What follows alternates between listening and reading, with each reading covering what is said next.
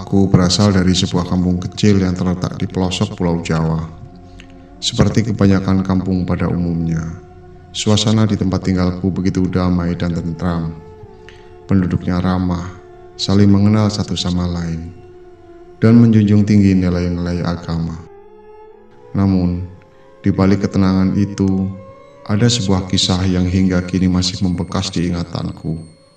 Sebuah pengalaman menyeramkan yang aku alami saat masih duduk di bangku sekolah dasar pada tahun 1998. Semua bermula dari suara tangisan misterius yang terdengar di kampungku pada tengah malam. Saat itu, kampungku digegerkan oleh kabar meninggalnya seorang pria bernama Pak Sarman. Sejak muda, dia dikenal sebagai orang yang kasar, gemar mabuk-mabukan, berjudi, dan sering terlibat dalam berbagai perbuatan tidak baik. Beberapa orang bahkan berbisik bahwa dia memiliki persekutuan dengan makhluk gaib. Di penghujung hidupnya, Pak Sarman jatuh sakit. Penyakit yang ia derita membuat tubuhnya semakin kurus dan lemah. Karena takut tertular dan juga karena sebagian besar warga sudah lama menjaga jarak dengannya, Pak Sarman menghabiskan hari-hari terakhirnya di sebuah gubuk kecil di pinggiran kampung. Di sanalah dia akhirnya menghembuskan nafas terakhirnya. Prosesi pemakamannya berlangsung sepi. Hanya segelintir orang yang hadir, termasuk Pak Lurah dan beberapa tetua kampung. Jenazahnya dimandikan, dikafankan, lalu disolatkan di masjid sebelum akhirnya dimakamkan di pemakaman kampung. Tidak ada yang aneh selama proses itu, dan setelah semuanya selesai, warga kembali ke rumah masing-masing. Namun sejak malam pertama setelah pemakaman, kampungku tak lagi sama. Malam itu, tepat pada malam Jumat, beberapa warga mendengar suara tangisan yang sayup-sayup terdengar dari gubuk tempat Pak Sarman tinggal sebelum meninggal. Awalnya hanya 1-2 orang yang mendengarnya, tetapi lama-kelamaan semakin banyak warga yang mengalami hal yang serupa. Tangisan itu terdengar jelas, memilukan, seperti seseorang yang menyesali perbuatannya.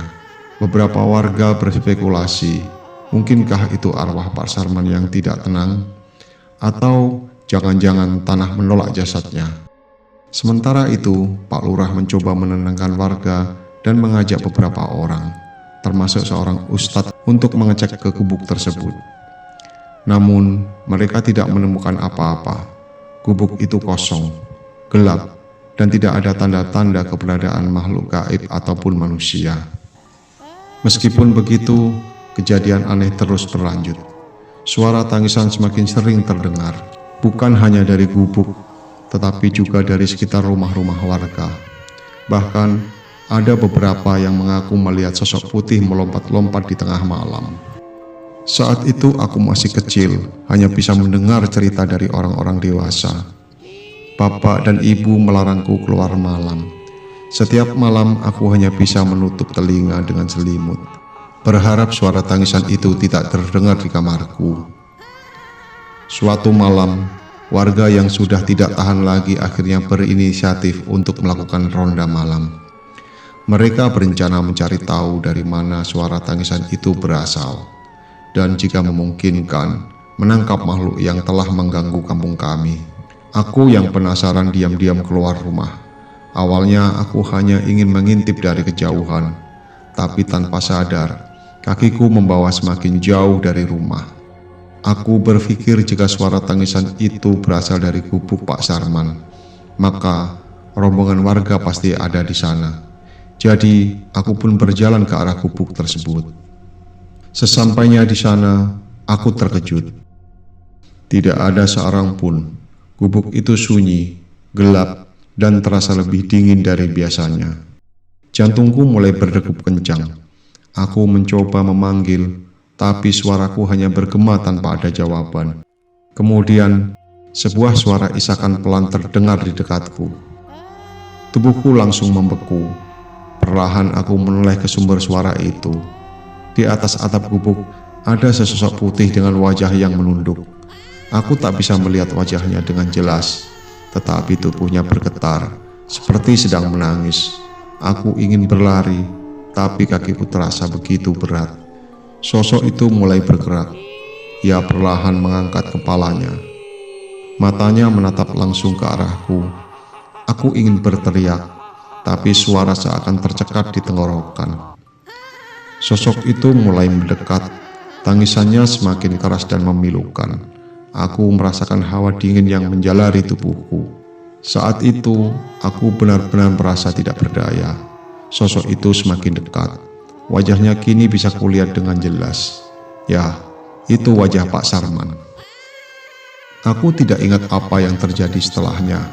Yang aku ingat, aku terbangun di dalam masjid, dikelilingi oleh bapakku dan beberapa warga. Badanku masih gemetar, keringat dingin membasahi tubuhku.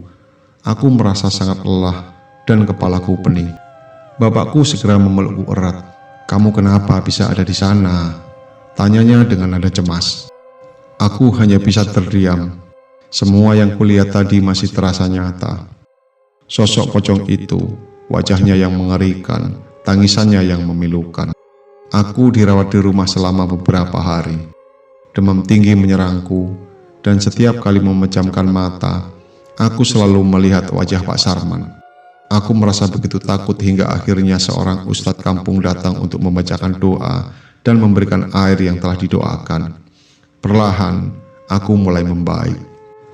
Beberapa hari setelah kejadian itu, bapakku bercerita bahwa setelah warga menemukan aku pingsan di dekat gubuk, mereka memutuskan untuk pergi ke makam Pak Sarman dan membaca doa di sana. Mereka percaya bahwa sosok yang kulihat bukanlah arwah Pak Sarman, melainkan jin kafir yang selama ini menjadi perewangannya. Jin itu menolak pergi dan terus mengganggu warga. Ustadz kampung bersama beberapa orang yang paham tentang hal gaib akhirnya melakukan sebuah ritual untuk mengusir jin tersebut. Setelah proses panjang yang dilakukan dengan doa-doa, jin itu akhirnya berhasil ditangkap dan disegel di dalam sebuah tasbih. Tasbih itu kemudian dibuang ke laut agar jin tersebut tidak lagi kembali. Sejak saat itu kampungku kembali tentram. Suara tangisan tidak pernah terdengar lagi. Tidak ada lagi warga yang melihat pocong di malam hari. Meski begitu, pengalaman itu tetap menjadi kenangan yang tak terlupakan bagiku. Kini setelah bertahun-tahun berlalu, aku masih sering mengingat kejadian tersebut. Setiap kali pulang kampung dan melewati area tempat gubuk Pak Sarman dulu berdiri, aku merasakan bulu kudukku meremang. Gubuk itu kini sudah tak ada, tetapi kenangan tentangnya tetap ada di benakku. Apakah yang kulihat malam itu benar-benar Pak Sarman, atau hanya jin yang menyerupai dirinya? Aku tidak tahu pasti. Yang jelas, aku tidak ingin mengalaminya lagi. Terkadang ada beberapa hal yang lebih baik untuk tidak kita cari tahu.